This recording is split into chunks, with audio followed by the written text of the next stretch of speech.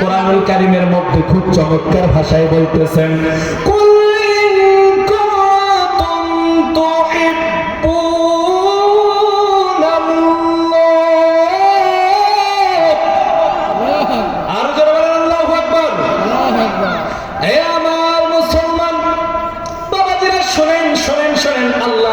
বলতেছেন যদি আমি আল্লাহকে তোমরা ভালোবাসতে চাও, আমি আল্লাহকে যদি তোমরা পাইতে চাও, আমি আল্লাহর বন্ধু যদি তোমরা হতে চাও, দয়াল নবীকে যতক্ষণ পর্যন্ত মহব্বত না করবা, দয়াল নবীকে যতক্ষণ পর্যন্ত ভালো না বাসবা, মনে রাখবা তুমি ইমানদার তো মোটে নাও, তুমি মুসলমানের খাতায়ও তোমার নাম থাকবে না।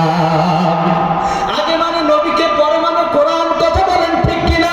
কারণ কোরআন নাযিল হয়েছে নবী মুহাম্মদুর রাসূলুল্লাহ সাল্লাল্লাহু আলাইহি ওয়াসাল্লামের উপর।